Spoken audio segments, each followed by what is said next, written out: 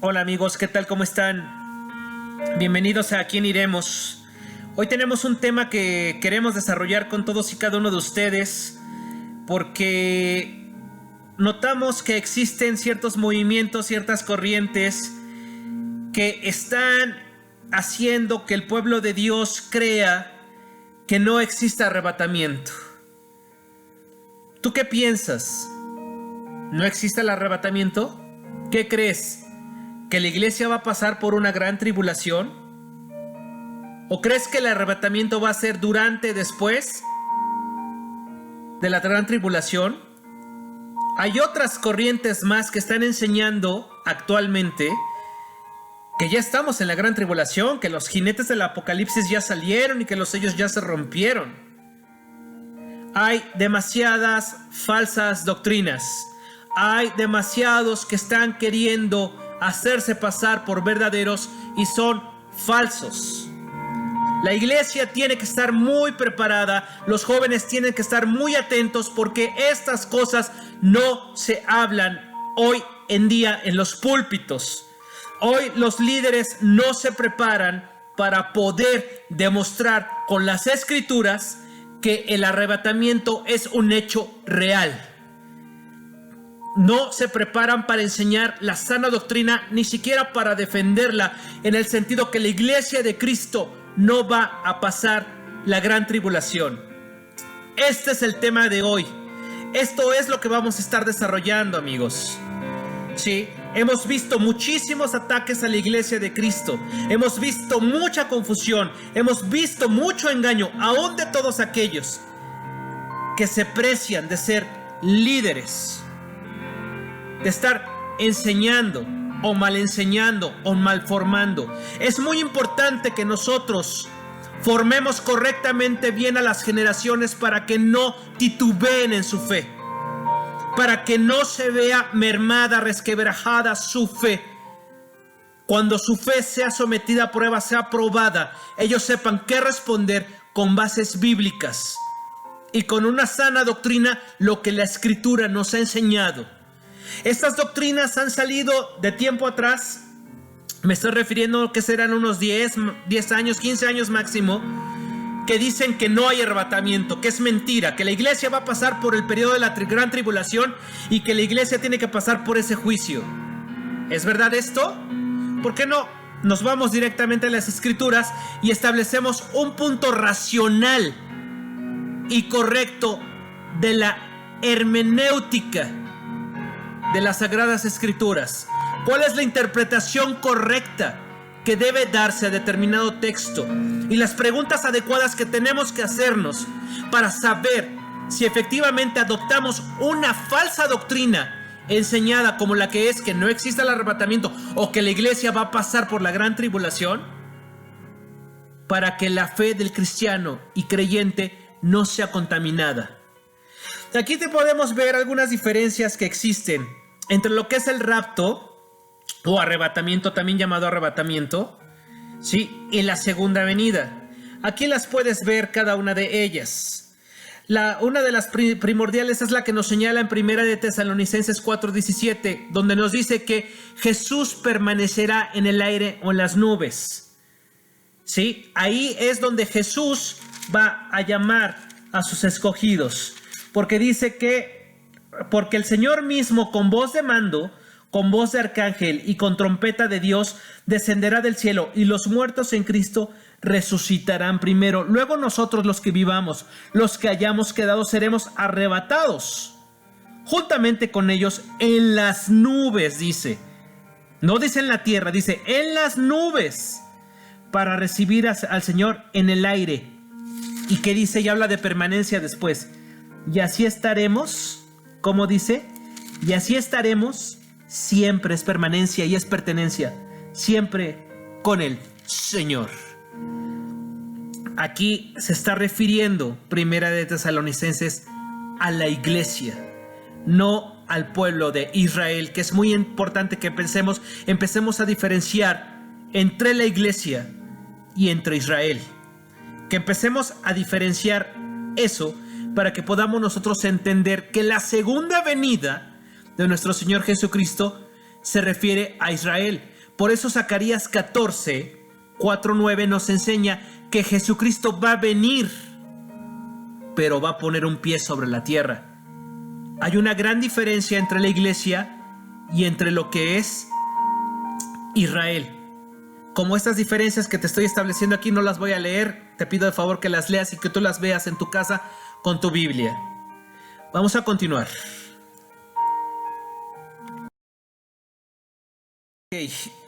Ok, amigos.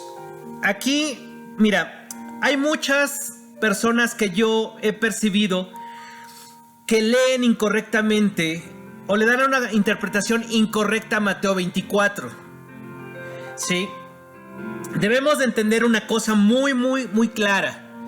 En Mateo 24 se señalan 3 preguntas. Al inicio, los primeros 5 capítulos, perdón, los primeros 5 versículos, señala 3 preguntas. Los discípulos de Jesús hacen 3 preguntas.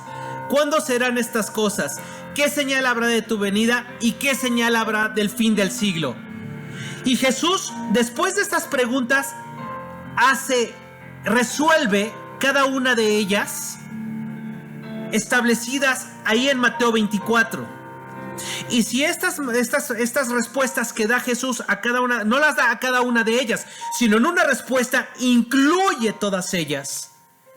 Y si entendemos que unas están referidas para la iglesia y otras van dirigidas a Israel, te podrás dar cuenta con claridad que se establece lo que es el arrebatamiento, que es antes de la gran tribulación, y la segunda venida, que es después de la gran tribulación. Nosotros aquí encontramos en 2 de Tesalonicenses 2 del 1 al 12, nos señala que no vendrá. ¿Quién es el que no vendrá? La venida de Cristo. Cristo dice, no vendrá sin que antes se manifieste el hombre de pecado, el hijo de perdición. ¿A quién se refiere? Bueno, desde luego se refiere al anticristo, ¿sí? Pero muchos de los que están defendiendo lo que es que no hay arrebatamiento, que el arrebatamiento se da después de que la iglesia haya pasado el periodo de tribulación, te invocan este versículo de la Biblia fuera de contexto de lo que es el debido y correcta interpretación de Mateo 24. ¿Qué es lo que se opone a Dios? Obviamente el hijo de perdición, el hijo de pecado, el anticristo. Y se manifestará el inicuo hasta que la iglesia sea quitada. Dice ahí más adelante en 2 de Tesalonicenses, nos señala, ¿sí?, que hay quien se opone al presente, ¿sí? Ese que se opone, los estudiosos nos enseñan que es la iglesia de Cristo la que se está oponiendo, el Espíritu Santo, ¿sí? Escatológicamente aquí hay un resumen que nosotros podemos ver, lo vamos a ver más adelante. Primero vamos a ver lo que es la correcta interpretación de Mateo 24, pero lo vamos a ver más adelante. En la era de Cristo, Cristo dejó a su Espíritu, descendió el Espíritu Santo sobre cada uno de los discípulos que estaban ahí, esperando, desde luego, entristecidos por nuestro Señor Jesucristo y esperando su manifestación. Y vino sobre cada uno de ellos el Espíritu Santo, nos lo enseña Hechos, ¿sí? El libro de los Hechos. Ahí comienza lo que es la era de la iglesia, donde se encuentra el Espíritu Santo redarguyendo de pecado, justicia y juicio a todo el mundo, ¿sí? Es lo que se está oponiendo a que el anticristo tome el control total del planeta, a que él pueda entrar. La iglesia está intercediendo, la iglesia y el Espíritu Santo están, desde luego, conteniendo toda la ola de maldad, toda la ola de engaño que va a venirse sobre el mundo entero en la gran tribulación. Si nosotros interpretamos adecuadamente este capítulo de 2 de Tesalonicenses 2, del 1 al 12, con la correcta interpretación de Mateo 24, vamos a podernos dar cuenta de 2 cosas muy importantes. Primero es, Israel tiene unos eventos que se dan en las respuestas que da el Señor Jesucristo a sus discípulos en Mateo 24, de cuándo serán estas cosas, qué señal habrá de tu venida y qué señal habrá del fin del siglo. Vamos a ver la siguiente diapositiva, que nos permite encuadrar muchísimo mejor y entender a quién va dirigido cada una de estas respuestas que nuestro Señor Jesucristo da en Mateo 24.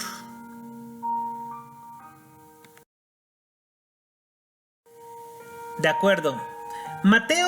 En Mateo 24 se hacen 3 preguntas que generalmente las descontextualizan los que afirman que el arrebatamiento no existe o que la iglesia va a pasar por la gran tribulación. Si nosotros vamos a Mateo 24, podemos encontrar con lucidez que el Señor Jesucristo está hablando primeramente, ¿sí?, de que el templo va a ser destruido. Esto ya sucedió en el año 70. No voy a entrar a ese punto porque me voy a llevar más tiempo y este tema requiere muchísimo tiempo para poderlo explicar bien, ¿sí? Entonces, después de ello, de que les habla de la destrucción del templo que se cumplió en el año 70, dice que él estaba sentado en el Monte de los Olivos. Ese Monte de los Olivos es al que se refiere también Zacarías 14:4, que es donde el Señor Jesucristo en su segunda venida va a poner pie, ¿sí? Mientras que Mateo 24 en su verso 3, ¿sí?, el Señor Jesucristo está él hablando con relación a estas preguntas que le van a hacer, que le hacen los discípulos. ¿Cuándo serán estas cosas? ¿Qué señal habrá de tu venida? ¿Y qué señal habrá del fin del siglo? Si tú tomas Mateo completamente como si fuera todo un evento, un solo evento, te vas a perder. Y vas a decir, y vas a terminar consintiendo, afirmando de que no hay tribulación y de que la iglesia va a pasar por la gran tribulación. Pero si tú empiezas a desmenuzar cada uno de los versículos, te vas a poder dar cuenta que no se refiere propiamente, no se refiere a un evento único, sino está refiriéndose tanto a lo que es el arrebatamiento de la iglesia como la segunda venida, que es aplicable la segunda venida al pueblo de Israel. En Mateo 24, verso 5 al 14, nosotros podemos encontrar que el Señor Jesucristo le responde a los discípulos que serán estas cosas cuando se den estas señales previas al arrebatamiento, las señales que están ahí en Mateo, que habrá terremotos, habrá guerras, rumores de guerra, el amor de muchos se enfriará, pero es necesario que todo esto acontezca, es principio de dolores. Estas son señales previas a lo que es el arrebatamiento de la iglesia. La iglesia tiene que estar pendiente de esas señales, porque son previas. Si nosotros nos vamos a Apocalipsis 6, 8, 11 y 16, podemos ver que hay una gran tribulación desolando toda la tierra, devastando completamente todo, porque se trata de un juicio. La gran tribulación, debemos de comprender que es un juicio. Es un juicio sobre Israel y sobre los impíos. Israel no ha querido reconocer a Jesús como su Mesías. El Mesías ya vino y el Mesías ya fue horodado, fue crucificado, ¿sí? Tenemos que tener muy en cuenta que el pacto de paz con Israel es con Israel, no es con la iglesia. Por eso es su segunda venida. Sí, la violación del pacto también es con Israel. La construcción del templo es para quien, no es para la iglesia, es para Israel la construcción del templo. Y el engaño de la abominación desoladora que habla Daniel también es para Israel. Sí. Aquí queda respondida la pregunta con relación ¿cuándo serán estas cosas que aplican estos versículos que están establecidos en esta tabla? Sí. Si pasamos nosotros a la siguiente pregunta y vamos desmenuzando los capítulos, nos vamos a dar cuenta que hay aspectos que aplican a lo que es el arrebatamiento de la iglesia exclusivamente para la iglesia, porque no pueden encajar en la segunda venida, y hay aspectos que encajan en la segunda venida que no encajan en el arrebatamiento de la iglesia. Por ejemplo, la pregunta que nos señala, la segunda pregunta que le hacen los discípulos al Señor Jesucristo: ¿qué señal habrá de tu venida? Si tú agarras todo el contexto junto y eso, te pierdes, ¿sí? Pero si tú vas a Mateo 24, en sus versículos 32 al 35, te das cuenta que el Señor les dice que de la higuera deben aprender la parábola cuando ya su rama está tierna y brotan las hojas. Sabéis que el verano está cerca, es decir, está a las puertas. ¿Cuándo se constituye Israel como nación? Se constituye en el año de 1948. Eso quiere decir que ahí está una señal para el arrebatamiento, ¿sí? Ojo, ¿sí? ¿Cuándo serán? ¿Qué señal habrá de tu venida? Bueno, de mi venida precisamente se va a dar en dos aspectos principales. Uno es el arrebatamiento de la iglesia y otro es la segunda venida de nuestro Señor Jesucristo. Vamos a pasar al siguiente, ahorita vamos a pasar al siguiente cuadro. No quiero meterme todavía en esto, sino quiero que quede claro la parte de Mateo, para no estar revolviendo las cosas. Luego, dice la palabra de Dios aquí en Mateo, en los versículos 32 al 35, que como el relámpago sale del oriente y se muestra en el occidente, así será la venida del Hijo del Hombre. Ojo, el relámpago es, ¿por qué decimos que aplica esto al arrebatamiento y no la segunda venida de Cristo? Porque en la segunda venida de Cristo dice que todo, dice la palabra de Dios, que todo ojo le verá, y viene mucho más adelante, viene un poquito más atrás, en Mateo 24, verso 29 dice: e inmediatamente después de la tribulación de aquellos días, el sol se oscurecerá y la luna no dará su resplandor. Y ahí dice que entonces aparecerá la señal del Hijo del Hombre, ¿sí? Ahí es donde todo ojo le va a ver. El relámpago, si tú te das cuenta, el símbolo de un relámpago es ¡pum! Va y viene rápido, ¡pum! Es un flashazo. Si nosotros nos vamos a 1 de Corintios 15:52, nos señala que en un abrir y cerrar de ojos seremos, ¿qué? Transformados. Eso quiere decir que si tú conjugas, haces armonía entre lo que es Mateo 24 de los versos 32 al 35, que como el relámpago sale del oriente y se muestra al occidente, junto con 1 de Corintios 15:52, que será en un abrir y cerrar de ojos, cobra sentido que el Señor Jesucristo está diciendo: como el relámpago sale del oriente y se muestra rápido, nadie lo ve. Y toma sentido lo que dice Pablo, sí, que seremos transformados en un abrir y cerrar de ojos. Te quiero preguntar y te quiero hacer este cuestionamiento. ¿Para qué evento la iglesia será transformada al sonar la trompeta? Quiero que lo pienses, analízalo. O sea, ¿para qué evento la iglesia puede ser transformada en un abrir y cerrar de ojos? De un momento a otro, en una forma de relámpago. Es obvio que lo que es fugaz es un relámpago. Es obvio que es una transformación de un abrir y cerrar de ojos. No se puede referirse a la segunda venida, porque la segunda venida es visible. Entonces no casaría, no macha lo que es, no hace coincidir el texto con el evento, ¿sí? Y el texto tiene que coincidir con el evento, porque si no se desvirtúa. Ya no tiene su propósito, ya no cumple más su propósito. Entonces, al cerrar, la transformación es en un abrir y cerrar de ojos. Ajá, a eso se refiere el arrebatamiento. Eso se refiere esa parte de Mateo 24 en sus versículos 32 y 35. ¿Qué es lo que se refiere? ¿Qué es lo que está respondiendo el Señor Jesucristo a la pregunta de sus apóstoles?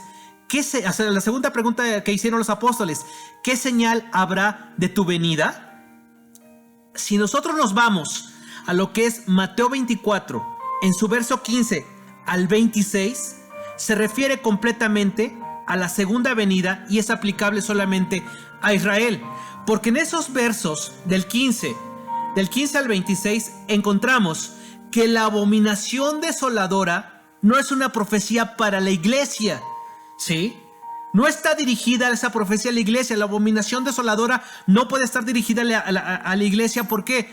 Porque el templo de Jerusalén, el templo de Jerusalén no se va a construir en donde está la iglesia, sino se va a construir en Jerusalén. Se va a reconstruir allá. Sí, por tanto, tenemos que entender que este evento de la abominación desoladora a que se refieren los versículos 15 al 26, que dice Daniel, el que lea entienda, se refiere y va dirigida a la iglesia. Tan es así que en esos mismos versículos señala Judea, día de reposo y escogidos. Judea es Israel. Día de reposo, Israel. Escogidos, Israel. Los escogidos son el pueblo de Israel. El anticristo va a engañar a esos escogidos de Israel, haciéndolos creer en un falso Mesías. Los que bogan por la doctrina errónea de que el rapto, el arrebatamiento no existe, o que la iglesia va a pasar por la gran tribulación, olvida que estos textos de la abominación desoladora que se escriben en el versos 15 al 26 están dirigidos no a la iglesia, sino exclusivamente a Israel, y su contexto lo puede señalar, porque con claridad dije que ¿con quién hace el anticristo pacto? Con Israel. ¿Con quién lo rompe? Con Israel. ¿Sí? ¿A quién atacan y a quién van a acercar? A Israel en el final de los tiempos. ¿Sí? Por tanto, esto es muy importante que empecemos a aprender cuáles son estas diferencias. Ahora, también el Señor Jesucristo se refiere en Mateo 24, de los versos 36 al 44, respondiendo la segunda pregunta que sus discípulos le hacen: ¿qué señal habrá de tu venida? No aplica esta parte de los versos 36 al 44, no aplica a Israel, ¿sí? Habla directamente a la iglesia. ¿Y por qué no aplica? Porque ahí con claridad está diciendo que el día y la hora nadie lo sabe. Y quiero que reflexiones en esto y que te pongas muy trucha con esta pregunta. Si la segunda venida de Cristo fuera después de la gran tribulación, y por tanto la iglesia pasara por esa gran tribulación, entonces ya sabríamos cuándo va a venir el Mesías. Entonces carece de sentido donde dice el día y la hora nadie lo sabe. Sí, carece completamente de sentido, porque si la iglesia va a pasar por la gran tribulación, al final de la gran tribulación, la iglesia va a saber cuándo viene Cristo. Entonces, ¿qué va a hacer? Vamos a ponernos a orar, vamos a ponernos a pedirle al Señor que nos perdone. Ya sabrías cuándo viene. Se desvirtualiza completamente el texto de que el día y la hora nadie lo sabe.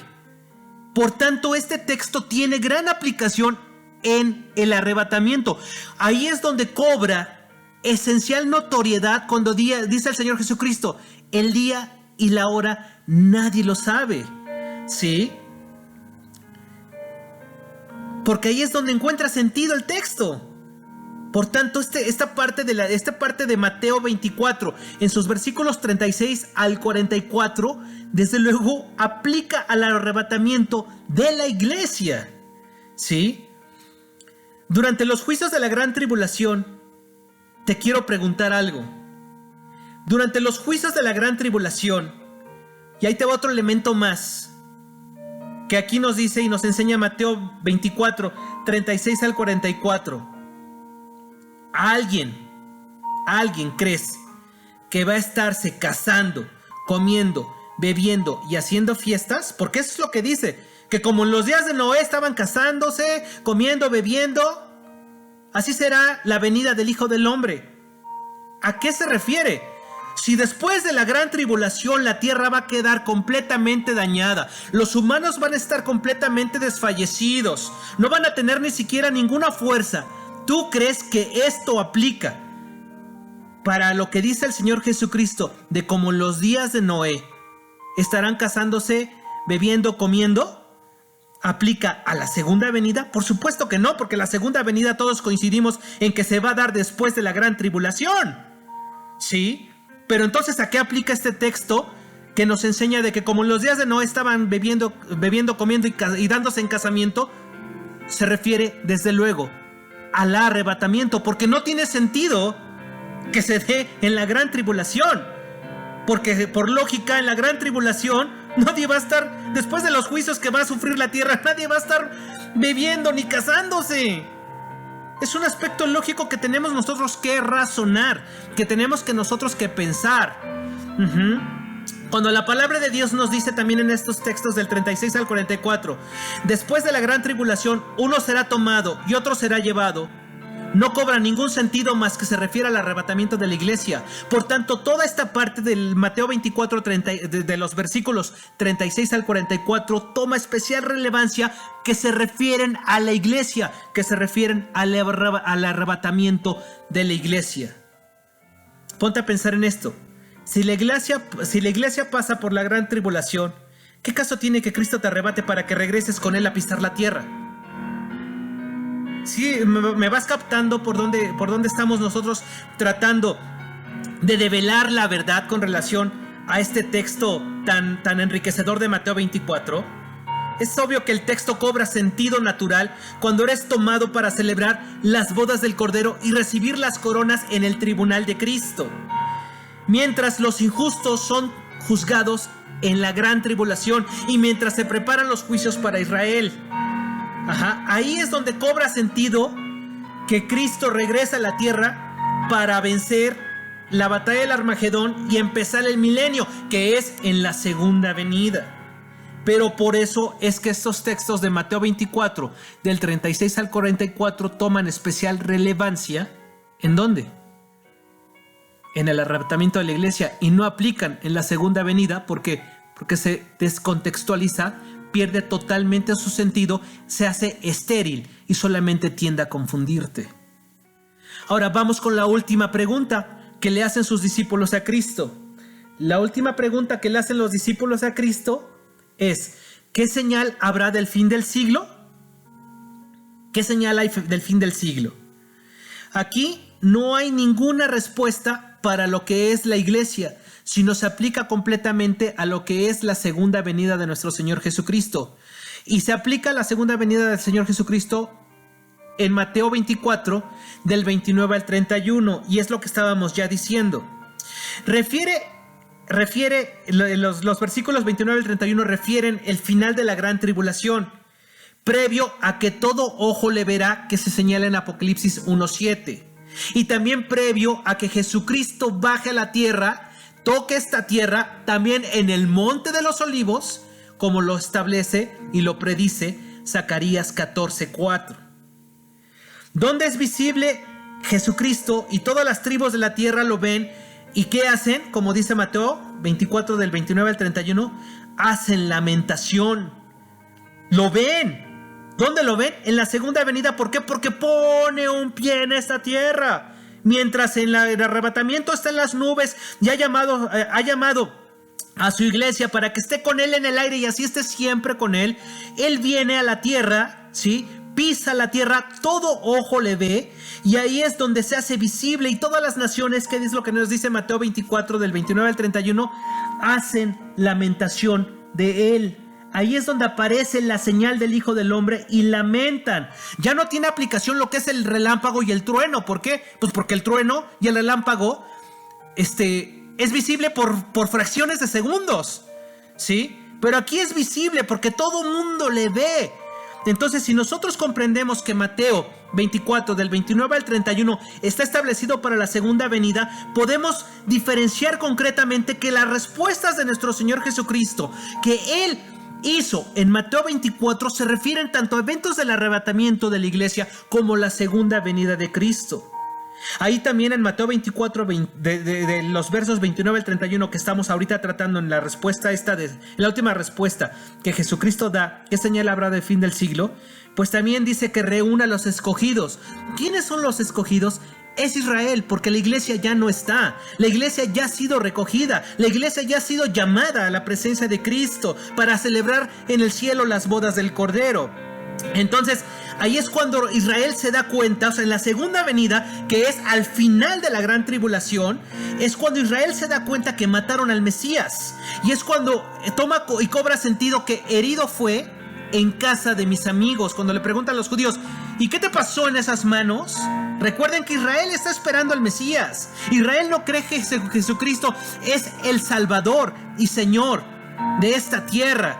Israel está esperando al Mesías. Un falso Mesías lo va a engañar. Un falso Mesías va a hacer que hagan pacto. Un falso Mesías va a usurpar va a usurpar al pueblo de Dios, tanto que se va a sentar en el pueblo de Dios, tanto que se va a sentar en la casa de Dios y va a ser la abominación desoladora. Ahí es donde cobra sentido todo. Por eso esta parte de Mateo 24, 29 al 31 cobra especial relevancia cuando es aplicable a Israel.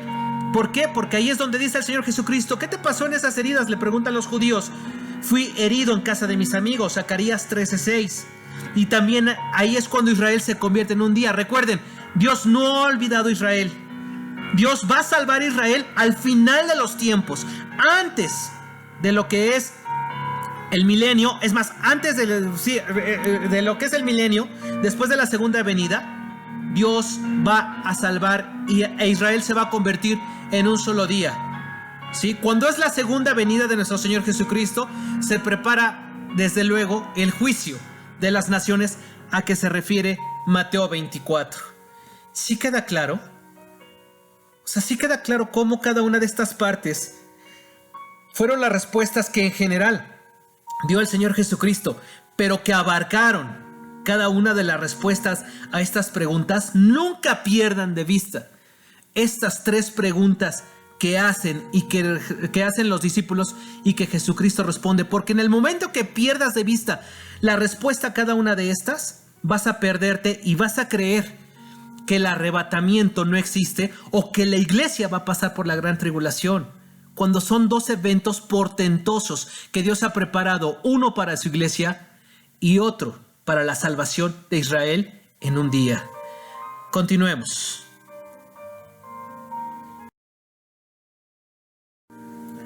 Ahora bien, se va entendiendo, ¿verdad? Si vamos entendiendo lo que es Mateo 24, ¿sí? Y lo vamos contextualizando con lo que es la parte del arrebatamiento, a lo que Jesús se refiere en el arrebatamiento, con lo que es Primera de Corintios 15, 55 y Primera de Tesalonicenses 4, 17, como lo hemos visto, cobra totalmente sentido el arrebatamiento. No hay duda alguna con relación a que los acontecimientos que se están dando están explicados tanto para la iglesia, preparándose para la partida en el arrebatamiento con Cristo, y los muertos en Cristo resucitarán, y desde luego para los que no quisieron recibir al Mesías y que en su segunda venida tendrán una oportunidad más de arrepentirse saliendo de la gran tribulación. Este cuadro es muy importante que nosotros lo entendamos, y entendiendo ya lo que es Mateo 24 podemos comprender que la era de la iglesia, ¿sí?, se encuentra el Espíritu Santo en esta era de la iglesia, donde somos redarguidos de pecado, justicia y juicio, ¿sí?, donde estamos luchando precisamente por guardarnos de las cosas fieles que vendrán, ¿sí?, para estar preparados para un arrebatamiento, y una segunda venida. Quizás pudiéramos entender la segunda venida de Cristo como el acontecimiento previo, que es el arrebatamiento, y después la presencia de Cristo en esta tierra, donde todo ojo le verá y donde todas las naciones lamentarán y harán lloro, ¿sí? Pero cobra mucho sentido que nosotros podamos entender el arrebatamiento previo a la gran tribulación, porque si no, entonces, ¿dónde quedan estos acontecimientos en el cielo que nos habla la palabra de Dios, como es el tribunal de Cristo y las bodas del Cordero, señalados en Apocalipsis? O sea, las bodas del Cordero y el tribunal de Cristo, que el tribunal de Cristo es para recompensar a todos sus hijos, para dar las coronas a sus hijos, ¿sí? ¿Dónde quedaría?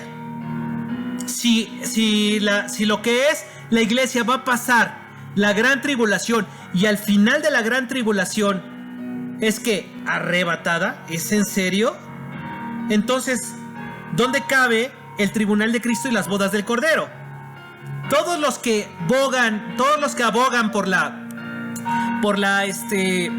porque el arrebatamiento no existe, y todos los que abogan porque la iglesia va a pasar por la gran tribulación, olvidan las bodas del Cordero y olvidan el tribunal de Cristo. Y con una correcta hermenéutica podemos comprender y entender que las bodas del Cordero se dan en el cielo mientras está la gran tribulación abajo. Las bodas del Cordero es donde Jesucristo se ha unido con su iglesia, ¿sí? Con su iglesia santa, sin mancha, donde la rescata, donde la redime, donde se une con ella en el cielo y está con ella en los aires, dice la palabra de Dios, en las nubes, dice la palabra de Dios, porque propiamente no quisiera llamarle cielo, pero bueno, vamos a establecerlo así, como cielo, como aire, como nubes, ¿sí? Entonces, ¿dónde quedarían las bodas del Cordero? ¿Dónde quedaría el tribunal de Cristo? No caben en ninguna otra parte. ¿Por qué? Porque dice muy claro que cuando sea la segunda venida de Cristo, dice muy claro el Apocalipsis que existen varios eventos y uno de ellos es precisamente el milenio. Entonces, ¿dónde se van a celebrar las bodas del Cordero? Porque estos que dicen que la iglesia va a pasar por la tribulación y que las bodas del Cordero se van a ir hasta el fin del milenio, están errados. Porque no se va al fin del milenio, porque la Escritura no dice eso, ¿sí? La Escritura dice con claridad que después del milenio, Satanás es soltado por un breve tiempo para engañar a todas esas naciones que estuvieron durante el periodo de 1000 años.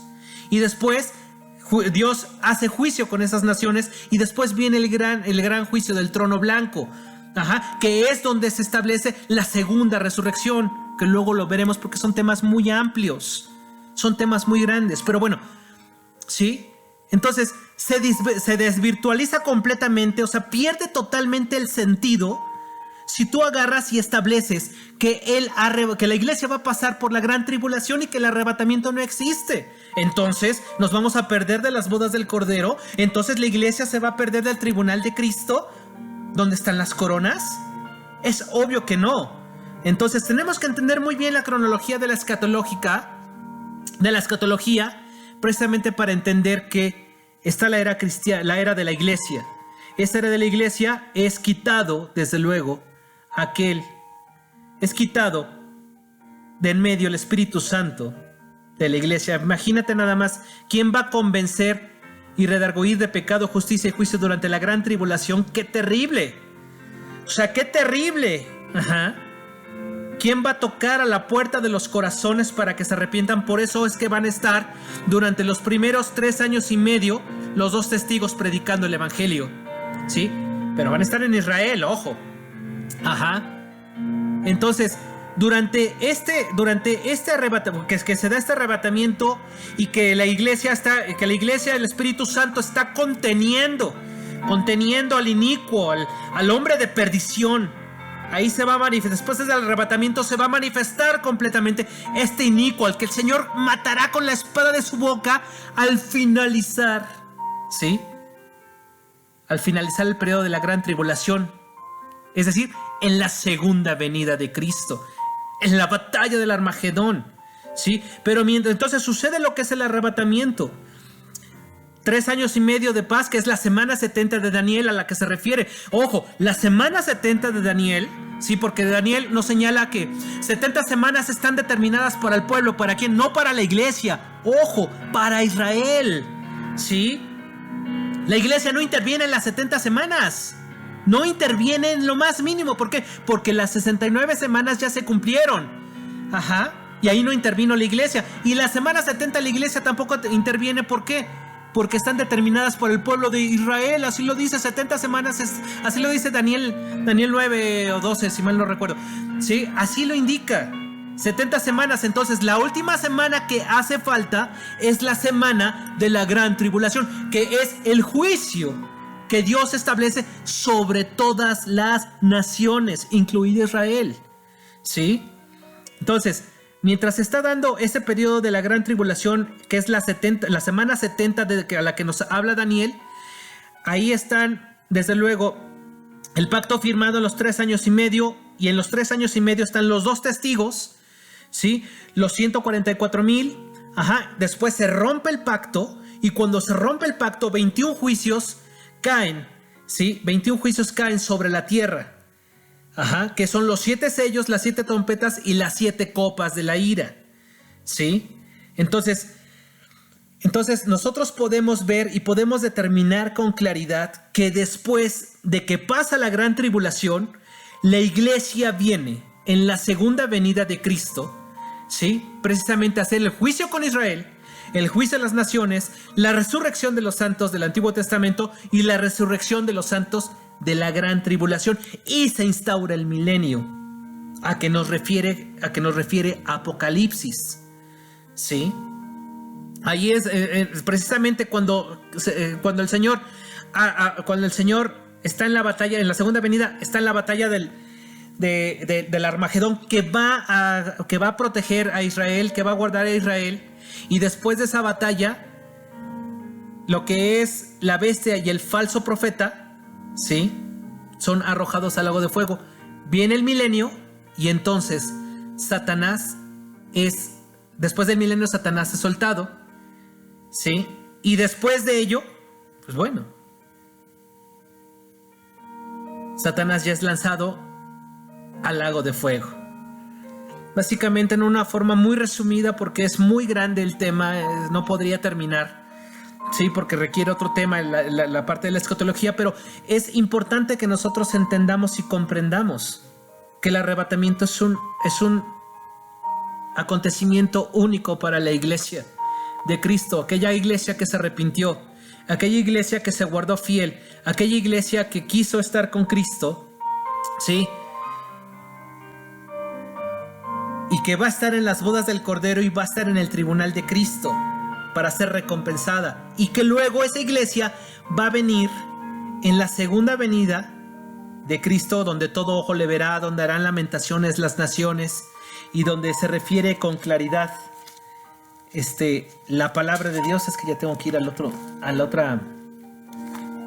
otra diapositiva porque el tiempo me está comiendo. Pero aquí encontramos en la palabra de Dios, gracias a Dios por estos temas que Dios nos permite dar luz, ¿sí? Aquí donde nosotros encontramos, ¿sí?, encontramos en Apocalipsis 4 la adoración celestial, ¿sí? La adoración celestial que nos dice junto al trono, que aquí le preguntan, y aquellos seres vivientes, los 24 ancianos, se postran delante de él que está sentado en el trono y adoran al que vive por los siglos de los siglos, y echan sus coronas delante del trono diciendo: Señor, digno eres de recibir la gloria y la honra y el poder, porque tú creaste todas las cosas, y reciben las coronas. Ahí está el tribunal de Cristo, ¿sí? No queda ninguna otra parte. Además, es muy importante entender esto, ¿sí? La iglesia jamás se menciona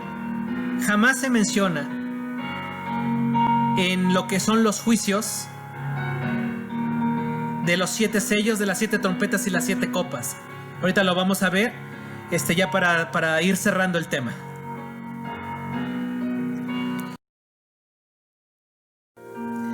Ok. Por último, para ir cerrando, necesitamos encontrar algunas reflexiones con relación a todo cómo la Biblia se interpreta a sí misma, y cómo el desconocimiento de la Biblia o aislar los eventos, caemos en herejías o caemos en contradicciones o en errores, ¿sí? Tenemos que interpretar la Escritura con una revelación divina por parte de Dios. Necesitamos orar mucho como los hombres que Dios les reveló que el arrebatamiento es antes de la gran tribulación y que la iglesia no va a pasar por la gran tribulación. Aquellos hombres de antaño, sí, porque las nuevas teorías que han salido de pastorcitos ahí que con trabajos pasaron los institutos teológicos, sí, con trabajos en realidad, o sea, han descontextualizado muchas cosas y han sacado nuevas herejías y han sacado nuevas cosas que no veíamos, creyéndose poseer la verdad han venido a hacerle hijos al infierno, han venido a sucumbir la fe de muchos, que a lo mejor lo hacen sin querer, que a lo mejor lo hacen sin percatarse, ¿verdad? De esto, pero es muy importante que nosotros tomemos algunas consideraciones como las que están en este cuadro para no caer en el error, porque el arrebatamiento es una realidad. El arrebatamiento para la verdadera iglesia de Jesucristo, para la iglesia guardada, para la iglesia que se ha santificado, que se ha purificado, es una realidad.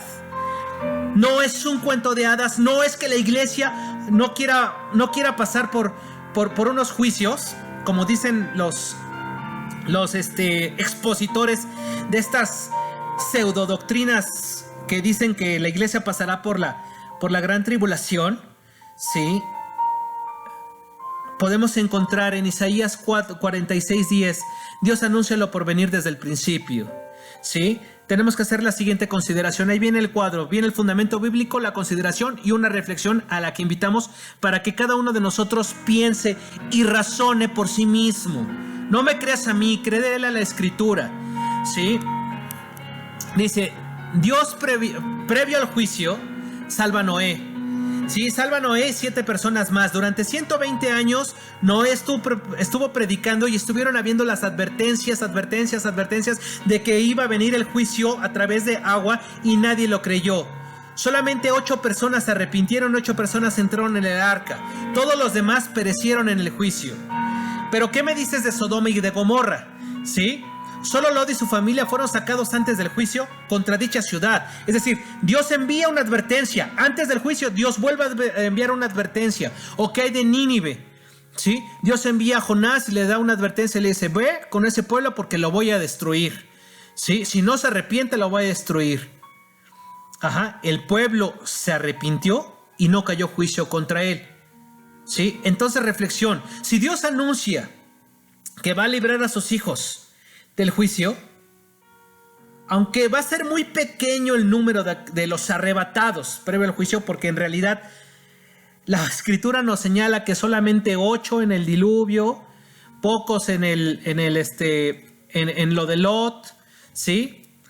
Que fueron sacados antes de que el juicio llegara, pues eso nos da una referencia de que pocos serán arrebatados, ¿sí? Entonces, si Dios anuncia que va a librar a sus hijos del juicio, Dios establece que nosotros no hemos sido escogidos para ira, sino que un día va a ser el día del Señor y va a ser la ira del Señor, que es la gran tribulación. Ajá. Entonces, ¿por qué? ¿Sí? Entonces, ¿por qué la iglesia pasaría por una gran tribulación? ¿Sí?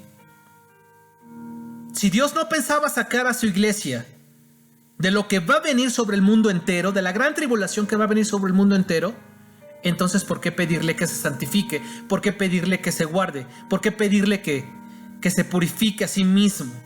Ajá. No tendría sentido. Tiene más sentido cuando tú lo ves a los ojos del arrebatamiento. Luego en Apocalipsis 1, en Apocalipsis capítulos del 1 al 5, Dios advierte a las iglesias que se arrepienten y da oportunidad para que se arrepientan. Fíjate, es bien importante esto. El Apocalipsis del capítulo 1 al capítulo 5 señala con claridad las advertencias que nuestro Señor Jesucristo le da a Juan en el Apocalipsis. Y le dice, ve a tales iglesias, 5 de ellas reciben amonestación, 2 de ellas no. No tengo el tiempo para desarrollarlo, ¿sí? Pero la iglesia no se menciona en los juicios en la gran tribulación. Es decir, la iglesia jamás se ve que esté mencionada en las copas, en las trompetas y en los sellos. Jamás se ve, ¿eh? La iglesia aparece hasta el capítulo 19. Entonces hagámonos esta pregunta. Sí, es decir, en el capítulo 19, en las bodas del Cordero, hagámonos esta pregunta. ¿En qué parte se unió la iglesia a Cristo? ¿En qué parte se une el esposo, que es Cristo, a su iglesia, que va a desposar si no fueran al arrebatamiento? O sea, ¿en dónde se unen para que se celebren las bodas del Cordero? ¿Y en dónde se unen? Ya lo habíamos visto. ¿En dónde se unen? ¿Sí? En Apocalipsis 19 señala que fue para las bodas del Cordero. Y aquí vienen las reflexiones. ¿Por qué Cristo advierte a Juan que hable a las iglesias para que se arrepientan? y luego las metería a sufrir el juicio de la gran tribulación con los impíos? ¿Por qué va a meter a la iglesia con los impíos? ¿Por qué la metería? ¿Cuál es el fundamento bíblico que enseña que la iglesia arrepentida deba sufrir castigo? Las bodas del Cordero, como lo he dicho anteriormente, no tiene ningún sentido que se celebren sin el esposo. ¿En qué momento se une Cristo con su amada iglesia si no se irá en el arrebatamiento? ¿Cómo va a celebrarse una boda sin la novia que es la iglesia? El único evento que la Biblia enseña donde Cristo se une con su amada iglesia es en el arrebatamiento. Por ello los capítulos del Apocalipsis, que son del 1 al 5, no mencionan nada de la iglesia, pues esta desde antes de la gran tribulación ha sido ya recogida. Ahora bien, una última reflexión en este punto. Si cristianos e impíos pasarán por el mismo juicio de la gran tribulación, ¿qué caso tiene haberse guardado en santidad, irreprensibles y sin mancha frente al mundo? No hay razón, no hay lógica, ¿sí? Ahora bien, en 1 de Tesalonicenses 4:17 vemos que las nubes y el aire, la iglesia, y aquí vemos contrarrestado con la batalla del Armagedón, Jesús pisa la tierra. Ya lo habíamos comentado en este tema, ¿sí? Este punto, ¿sí? La iglesia, que es la novia de Cristo, no hace ningún pacto con el anticristo. Es más, la iglesia ni siquiera va a saber quién es el anticristo. Los judíos sí lo van a saber. Tan es así que ellos van a hacer el pacto de paz que se romperá. Porque la gran tribulación es un juicio para todos los no arrepentidos, pero principalmente para que Israel sea salvo en un día. Principalmente para que Israel se dé cuenta que asesinaron al Mesías tan esperado, se arrepienta y no sea destruido con las demás naciones. ¿O de qué otra forma? ¿Qué caso tendría que al final de la gran tribulación la iglesia sea arrebatada? ¿Será arrebatada al final de la gran tribulación solo para que retorne otra vez a la tierra en la batalla del Armagedón? ¿Te suena realmente lógico este punto? Analízalo. No me creas a mí, piénsalo. Piénsalo, joven, ¿te suena lógico? O sea, ¿por qué los va a arrebatar al final de la gran tribulación y toda vez los va a traer y nada más para volverlos a traer a la tierra? O sea, que no estén en las nubes. Es como pueril, ¿no? Pueril, infantil.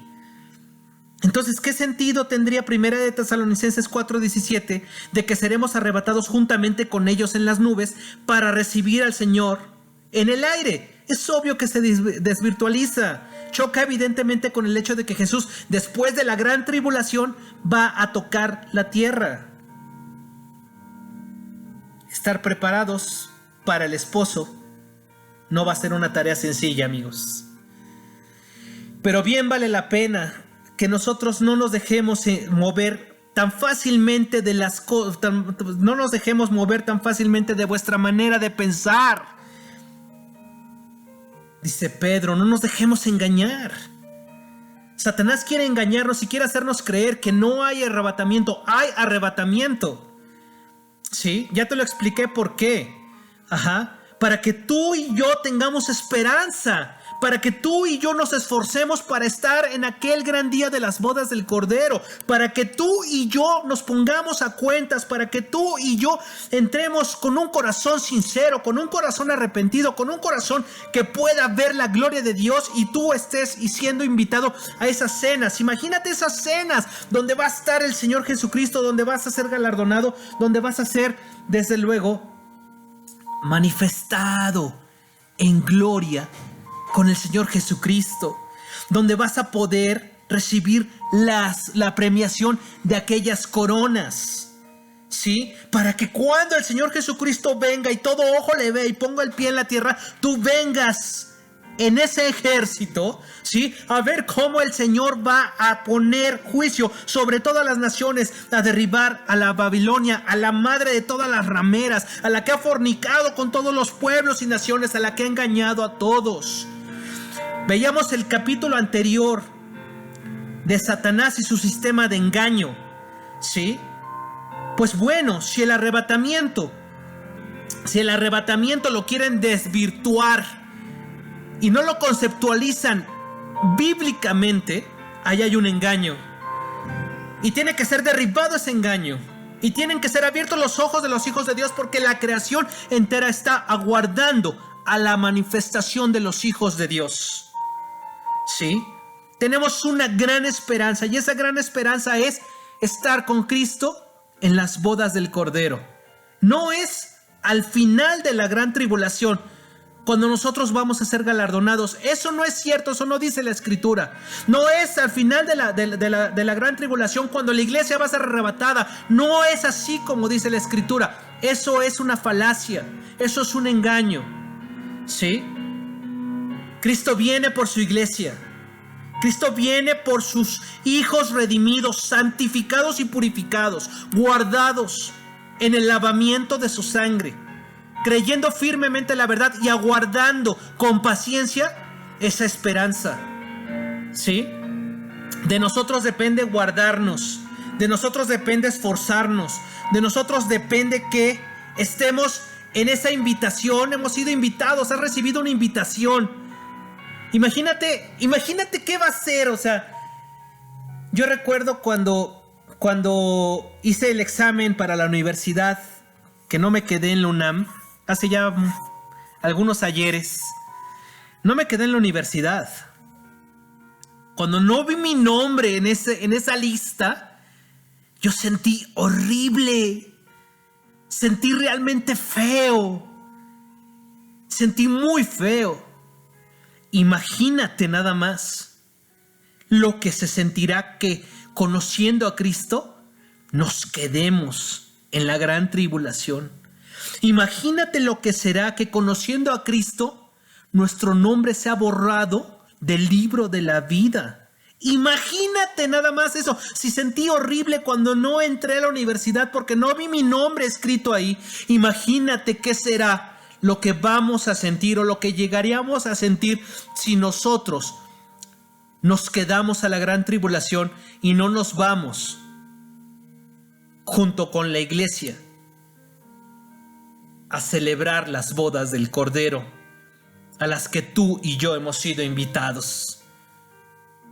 Imagínate la desolación que va a ser cuando ya no está el Espíritu Santo en esta tierra, cuando ya va a ser la salvación no por gracia, sino por nuestros esfuerzos de no dejarnos marcar, de no dejarnos engañar, de no dejar de no comer, porque no va a haber comida ni bebida más que a todos aquellos que tengan la marca de ser decapitado. Oh hermano, oh amigo, que eso no nos acontezca, que eso no nos sobrevenga, que nos guardemos fieles, firmes, para estar con el Señor en las nubes, para estar con el Señor cuando Él nos llame a su presencia. Dios te bendiga, amigo. Te agradezco mucho que hayas podido acompañarme con este estudio, y espero que haya sido de bendición para tu vida como lo fue para la mía, y que nos sirva para alistarnos, porque el Señor viene. Dios te bendiga abundantemente, amigo que me escuchas. Cristo viene pronto. Dios te bendiga. Amén.